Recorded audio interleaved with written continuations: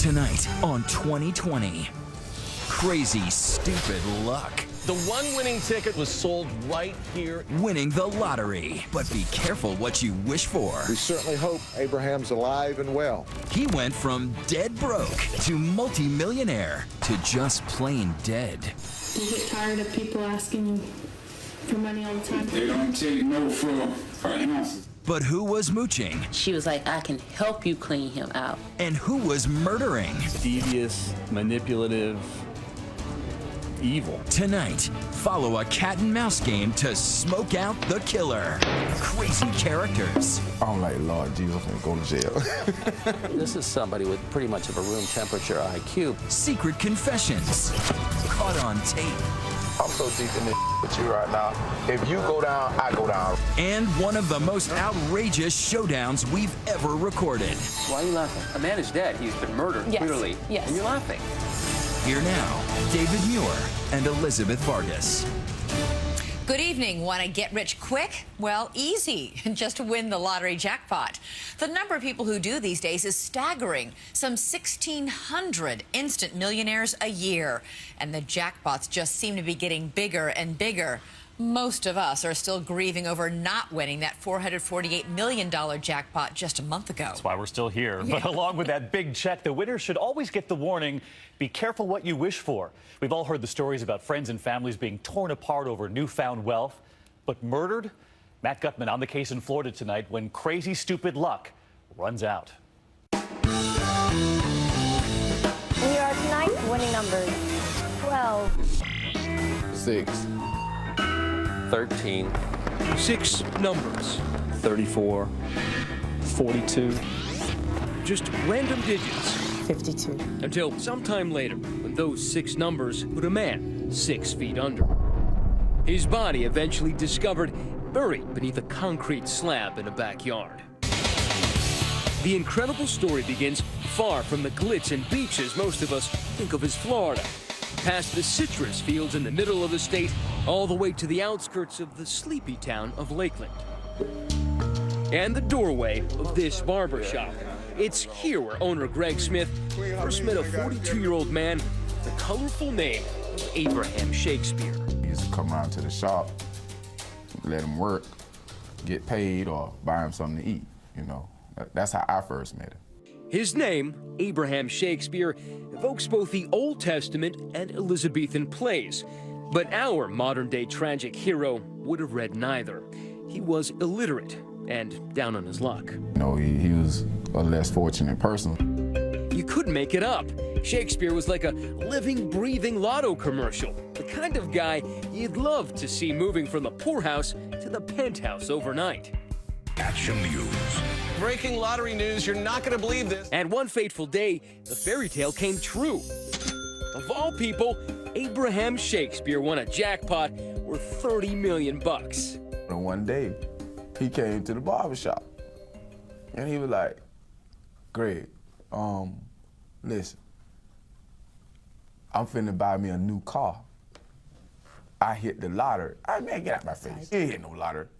Oh, yes, he did. Shakespeare bought himself that new car, fancy new house, and lots more. But as so often happens, this Lotto winner's drama didn't stick to the script. That's because the money also brought unwanted attention. Novelist and longtime Florida crime writer Carl Hyacin has seen it before. All of a sudden you have friends you didn't know you have, and they're crawling out of every rat hole you can imagine.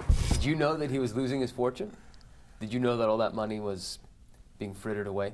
We had heard the rumors were in the community that he had given money to everybody. Greg's sister, Sanji, says Abraham was so sweet-natured he couldn't say no to the endless mooching. And as Shakespeare's millions slipped away, so did his sunny disposition. Every day he come to the barbershop, and he was like, I wish I could go back to my old self. I wish I didn't even have no money. But he was serious when he said that. He was dead serious. Then, one day, a woman magically appears on the stage. No one knows exactly how she found Shakespeare, but it would not have been that hard. He was all over the news. Her name was Dee Dee Moore. How would you describe Dee Dee as a person? She was the type of person you just couldn't You couldn't put your finger on it. Dee Dee was surely different. Unlike everyone else clamoring for his money, Dee Dee claimed to be interested in Shakespeare himself. She even said she wanted to write a book about him. I did a book on Organize Me Now. It's a finance book on financials, organizing your finances and everything. I never went ahead and got it published, but it is copyrighted. She seemed perfect to help Shakespeare. A money manager who came from Central Florida, she was married and supposedly running a nursing staffing agency. But had Shakespeare checked into her background, he would have found some huge red flags, convictions for writing bad checks, and making up a false story of a violent carjacking. But I think there's a lot of Dee Dees out there. I mean, you could go to any city in Florida and a Dee Dee would pop up if you won the lottery, maybe more than one. Why do you think he trusted her? What was it in her that got him to trust her? His illiteracy, his kind heart. When she had that introduction, Dee Dee convinced Shakespeare she had the financial chops to salvage what was left of his winnings. As we got talking more about the book, he kept having problems with all his financing, and that's when he had asked me to help him out some. This is somebody with pretty much of a room temperature IQ, and yet here she moves in. Shakespeare purchased this house to be her office, but the book never materialized. The only pen to paper appeared to be Dee Dee writing checks in Shakespeare's name. Do you get tired of people asking you for money all the time, Abe? They don't take no for answers. But pay close attention to this, the only video of Dee Dee and Shakespeare together. You'll notice, instead of talking about the past, Dee Dee asks Shakespeare about his future. So where do you want to go to? It don't matter to me. I'm not a picky person. California. You want a foreign country? Cozumel. Later on, this video would become critical when detectives came to suspect something sinister. Are you going to miss your home? Yeah, but I miss it, but life goes on. Or does it? Not long after this interview, the man who was everywhere was suddenly nowhere. Shakespeare stopped coming into the barbershop. No one saw him driving around town with Dee Dee anymore either. Where was he? How many cases do you think he worked? 60 to 100 investigations. Where does the Abraham Shakespeare one rank? It definitely has to rank #1. I mean, it's the one that sticks out the most. Detective David Wallace and his team of investigators entered the picture soon after.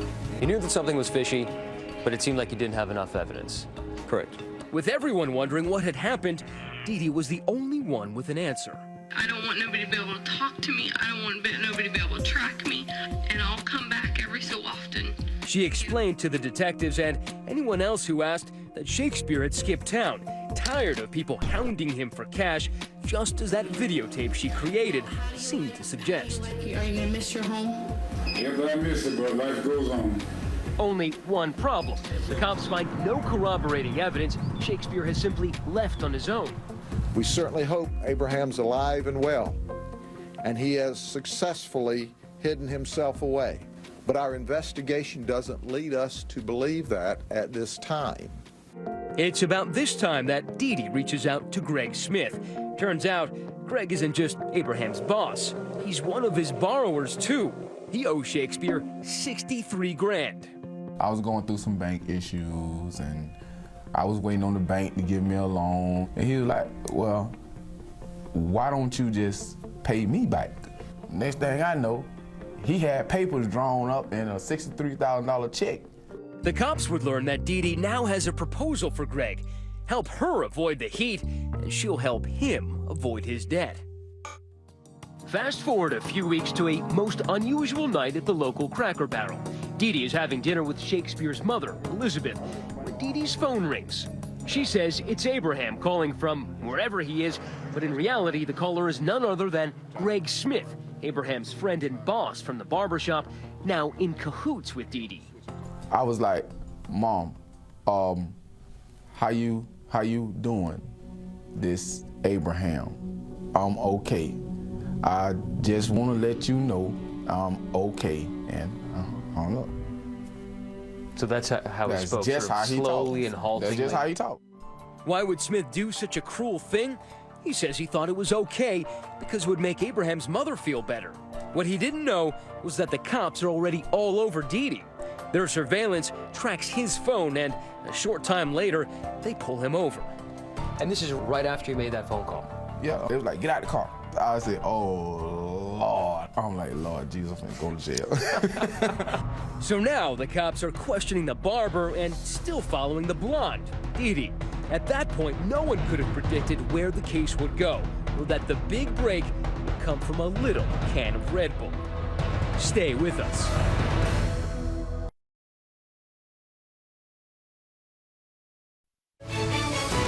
'20 continues with crazy, stupid luck. Once again, Matt Gutman.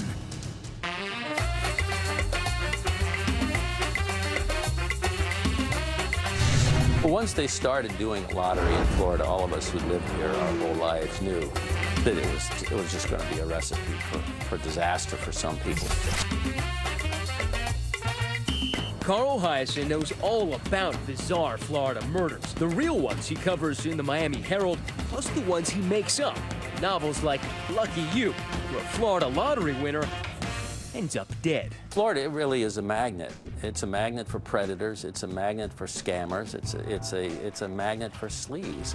It also makes for the stories that are beyond what you would even think of writing in a novel. Like this story.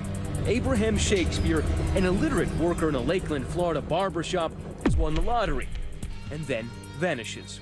His boss, Greg Smith, has been pulled over by the cops after he made a fake phone call to Shakespeare's mother, pretending to be Abraham. Right away, they realize he's no criminal. Were you ever suspicious of Greg? Well, the first day, obviously. But it came clear in that first interview that he was a victim of Dee Dee Moore's manipulation. Dee Dee Moore was the supposed financial planner Abe hired to manage his money. Detectives suspected her and decided instead of putting Greg Smith behind bars, they'll put him to work in a convoluted cat-and-mouse game to trap Dee Dee. He actually turned the tables on her. He actually scammed her, and that's the beauty of it. From that moment on, in nondescript back lots were shopping centers all around Lakeland, an ordinary car like this would pull up, and an extraordinary encounter would begin. Getting ready to talk to Dee Dee. Might give you a call as soon as we leave here. With no police experience whatsoever, Barber Greg Smith has become a Sunshine State Serpico, a top-secret undercover police operative gathering evidence on Dee Dee Moore. The trap is set. Everybody in town seemed to think that he's come to a bad way, but nobody had any evidence.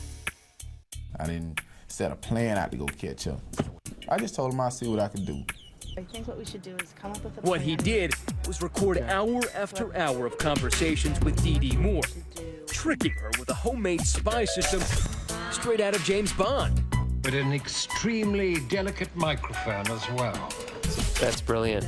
That's the Dee Dee Moore catch can. He had devised this catch can himself, a recording device inside a Red Bull can. There was no drones. There was no sophisticated eavesdropping. She's shooting off her mouth, and the guy's talking into a Red Bull can. But it's perfect. I worked undercover narcotics for 8 years, and I wouldn't have came up with this. How critical was Greg's Red Bull can with the microphone inside?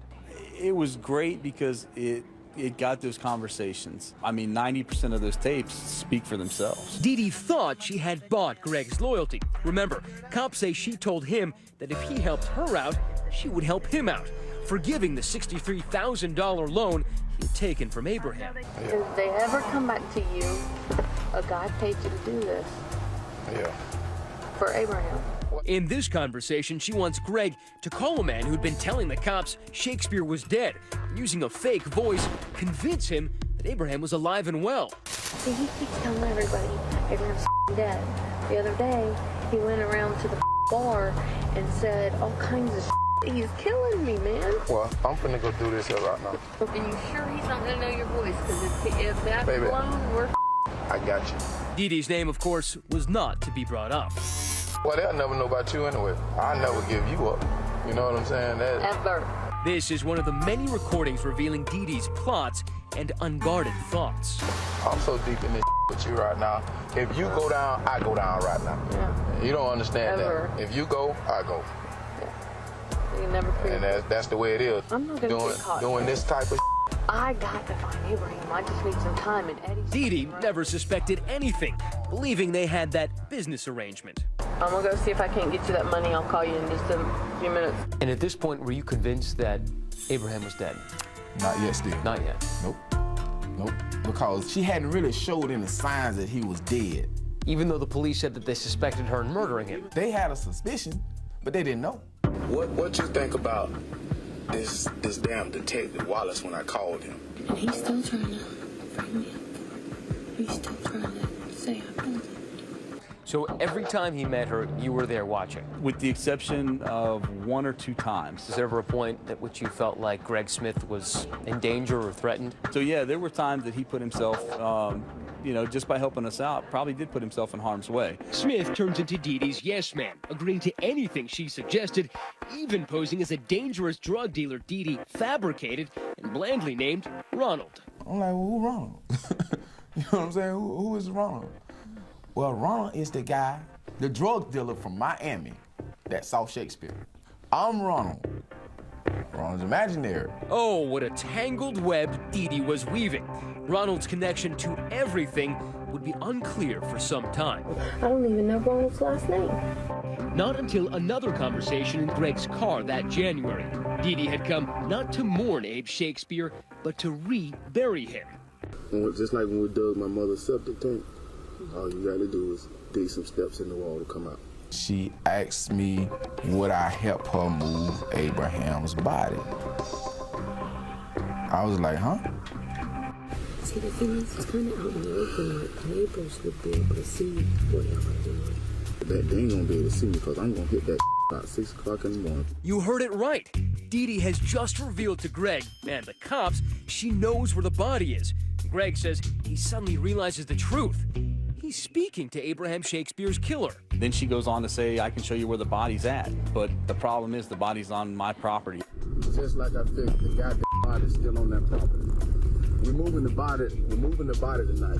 When you first heard that, what was your reaction? I mean, I felt like I won the football game at that point. The evidence mounts. On this Walmart security tape, Dee Dee is seen buying a tarp and other items Greg told her he would need. But even more damning, he convinces her to give him the .38 Smith & Wesson pistol used to shoot Shakespeare. She trusted you that much that she handed you the murder weapon. Exactly. What you need to do right there, we need to get that and grind all your serial number over. Of course, we can't just run out and arrest her. I mean, we still don't have everything. They still need that body. But soon, thanks to Greg, they dig it up right where Dee Dee had told him it would be, on her property under a concrete slab. Cause of death, 2 shots from a .38. Once they found the body, it was over.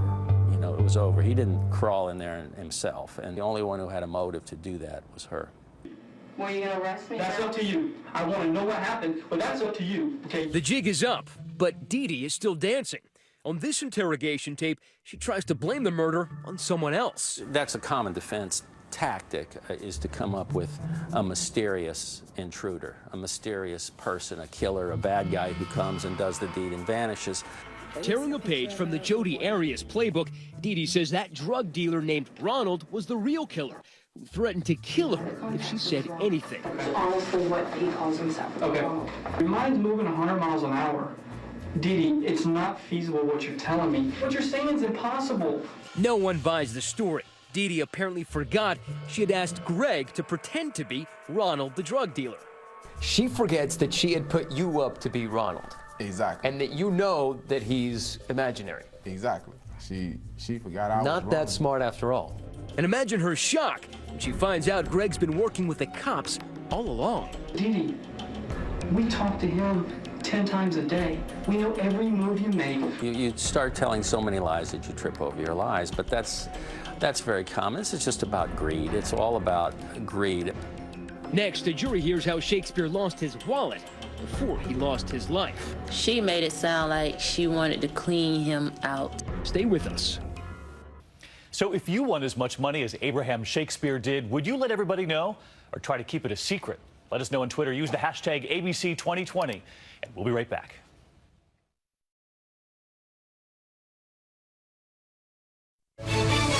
2020 continues with crazy, stupid luck. Once again, Matt Gutman. Tonight, the largest jackpot in Powerball history could be yours. It was just a matter of months from when lottery winner Abraham Shakespeare met Dee Dee Moore to when he wound up dead. Abe Shakespeare was a sitting duck.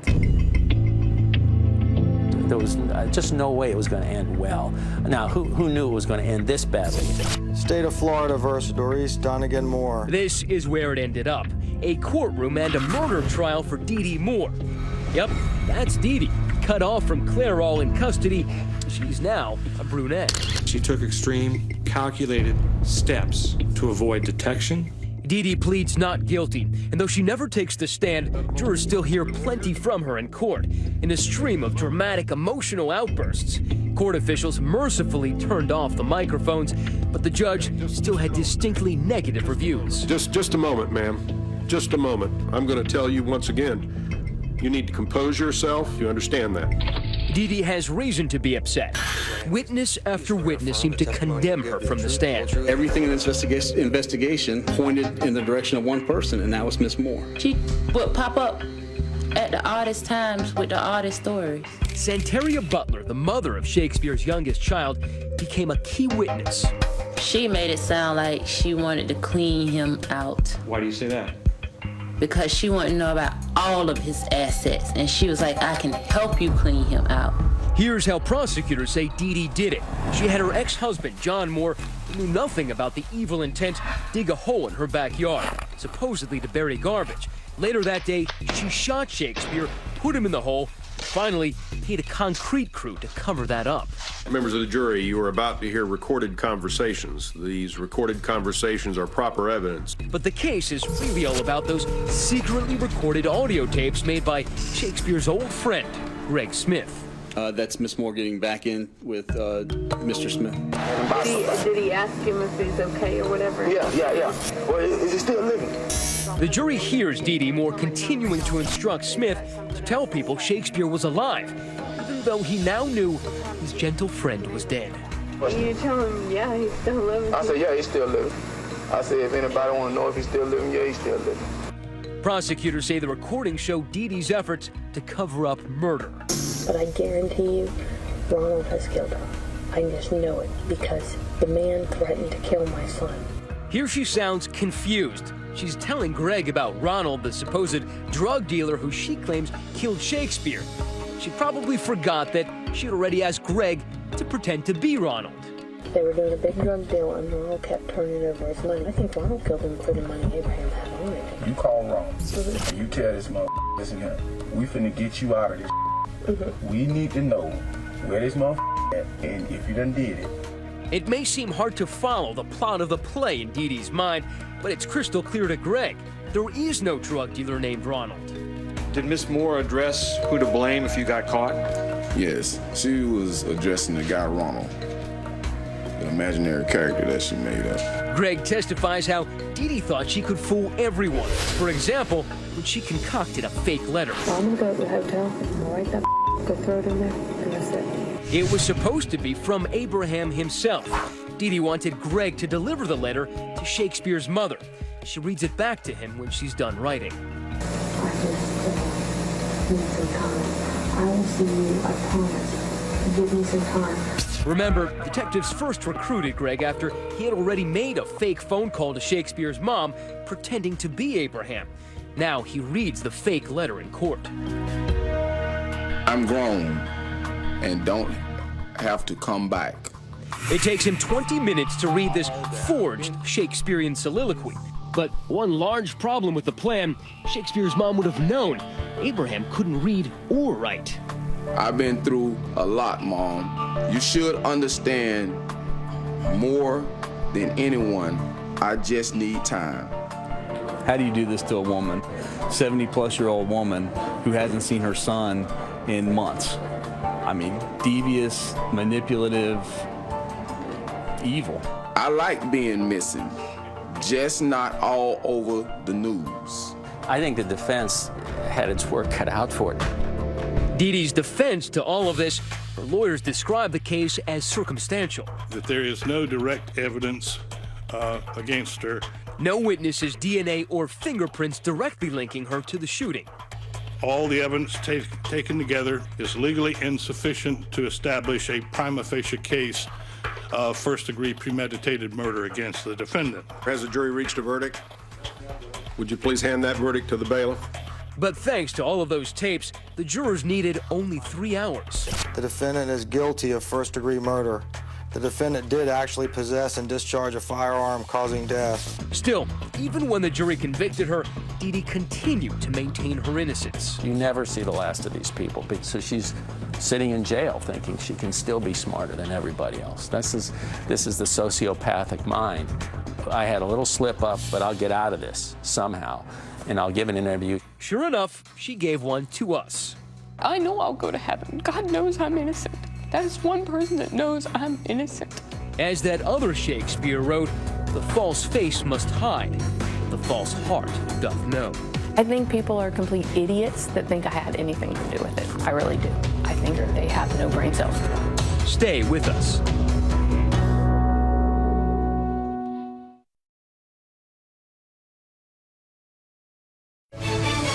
This special edition of 2020 Crazy Stupid Luck continues. Convicted murderers rarely talk while they still have appeals left. But Dee Dee Moore isn't your run-of-the-mill killer. I'm not nervous. I don't get nervous. 2020 was granted an exclusive interview with Dee Dee here in her cell block's cafeteria. Upon arrival, we quickly learned that for Ms. Moore, all the world's a stage and she a player, sauntering in, ready for showtime. I've been on TV before. Was I about to hear an apology for her role in this Shakespeare's tragedy? Maybe remorse about his death? Hardly. This shrew had not been tamed. I think people are complete idiots that think I had anything to do with it. I really do. I think they have no brain cells. That's just my opinion. Did you murder Abraham Shakespeare? Absolutely not. Did you bury him in your backyard? Absolutely not. Why are you laughing? Because a man is dead. He's been murdered, yes, clearly. Yes. And you're laughing. Yeah. Because I find it entertaining that people are that ignorant. Because there are so many things that proves my innocence. You're gonna say. Detectives say she's a woman who believes she can convince anyone of anything. You ended up in his house with all the rest of his money. Then he ended up dead in your property. Okay, but you... Shot by your gun. You don't find any of that unusual or odd? Absolutely not, considering the people he hung around. I only knew this man for 4 months, so I think everything that people are saying is very ignorant. I knew this man 4 months, and I'm just gonna, oh my goodness, I met this man, and you know what? I'm gonna plot a murder in 4 months. Welcome to Dee Dee's world, a place where she is the star and heroine. Let me show you this. And this is fan mail. This is people... I have more than fan mail. I have places that's wanting to do a big screen, a movie producer doing a big TV screen production of my case. They want to reenact my whole case. Like any decent actress, she could switch emotions on a dime, at times full of bluster. I made good money myself. I didn't need Abraham Shakespeare's money. I don't understand how you went from being a potential biographer for Shakespeare to being somehow his money manager and confidant. Because that's just my nature. I tend to help people out when they're in need. So when Abraham needed help, I just jumped in and helped. How did you get yourself into this mess? Stupidity. I am not a person to hang around drug dealers. I'm not a person to hang around bad, mean, evil people. I wouldn't say naive. I just was not street smart. Then she would melt into utter despair. When the guilty verdict was read. The defendant is guilty of first-degree murder. The defendant did actually possess and discharge a firearm causing death. What went through your mind? They murdered me by the hands of justice. I'm murdered. You might as well kill me, because this is no type of living in here. I would never harm another human being. I would never hurt nobody. I liked Mickey Mouse and Donald Duck and Disney. I like Tinkerbell and kind things. I'm not a mean person. I know I'll go to heaven. God knows I'm innocent. That is one person that knows I'm innocent. If God believes her, why didn't the jury? She blames a bad lawyer. I personally would have convicted myself for what they got to hear. But they didn't get to hear my side. They didn't get to see my evidence. They didn't get to hear my witnesses. Why didn't you take the stand then? Because my lawyers... You had every opportunity to defend yourself. I wanted my witnesses to take the stand, for me to take the stand. My lawyer says we didn't need it. Your lawyer was that convinced you were going to win? Yes. However, the lawyer, Byron Heilman, told us the decision not to testify was Dee Dee's. We discussed with Ms. Moore whether she wished to testify. That discussion had gone on for quite some time, and she made the decision not to do that. So they think I'm guilty by sitting there looking down. Nevertheless, since she claims her case was not presented in court, she laid it out for us. Sort of. People were trying to frame you. Absolutely. Why? Because, first of all, I was an easy target. A target, she claims, for drug dealers, still sticking to that story about the so-called drug dealer, Ronald. She explained that his band of killers threatened her. They were going to take my son and kill him and chop him up and put him on my doorstep. Who? These guys that the sheriff's department says didn't exist. That we have witnesses that they do exist, and there's blood DNA at the crime scene of them. I can't make up DNA. I'm not a magician. Detectives say they didn't ignore blood at the scene, but say it proved nothing about Ronald. But perhaps most ludicrous, this. Did you ever propose that you would have any sort of sexual relationship with the detective? Absolutely, because Ronald was telling me the detective was playing bad cop, good cop, and he purposely made me flirt with him. He's like, you can tell when he's recording you because he's not recording you when he's flirting with you. He says, flirt back with him and you'll know when he's recording you. So I had to. My life was at stake. Do you understand how listening to you is bewildering? Well, do you understand how listening to you is just, it sounds like a bunch of stupidity? Well, you're just going around and around. I mean, listening to me sounds like stupidity, but you're not making any sense. Okay, that's because you're looking at it the way the court system wants you to look at it. You are trying to convict me. As for those witnesses who corroborated her story, Dee Dee claims these papers are from some of them, but she wouldn't show us or reveal their names. Can we talk to your witnesses? Who are they? Do you mind if we take down their names and maybe contact them? I'd have to ask my lawyer, but I don't know if they'll talk to you. But I mean, Greg Smith talked to us, so maybe they might. Yeah, but the thing is that I have to ask their permission because they are witnesses in an ongoing case. Like this is one of, just so you can see it from far away, this is stuff that's not in my discovery. These are witness statements. You understand These that? witnesses don't exist, and that certainly looks like your handwriting. What do you mean? That looks like your handwriting. What you said were witnesses' notes looks like your handwriting. No, I don't think that these witnesses exist. Yeah. As our time ran out and Dee Dee saw the curtain falling on this performance. We're just trying to help you. Yeah. You want me to get the story straight. I'm happy to investigate it. You're not. Why don't you give us the witnesses and then we'll have evidence of Ronald actually existing. She dangled one name as she exited stage Thank you very right. much. Her first name is Deanna. I'll give you that. Deanna. Deanna. We asked the detectives about Deanna. They say it was just Dee Dee's latest concoction, a final parting lie from a convicted murderer who was set to spend the rest of her life behind bars. As for Greg Smith, the man who played the fool in order to put Dee Dee away, you can find him back in the barbershop, still cutting hair. And just a couple of miles down the road, a simple resting place for Fortune's least favored son, Abraham Shakespeare, a man who just played the lotto hoping for good luck, found out the hard way that indeed some rise by sin and some by virtue fall. Next, the office lottery pool. Can it turn into a Shark Tank? I was paranoid about going out of the house. If you think chipping in always brings you together, think again. The do's and don'ts of doing it in a group. Winning, that is.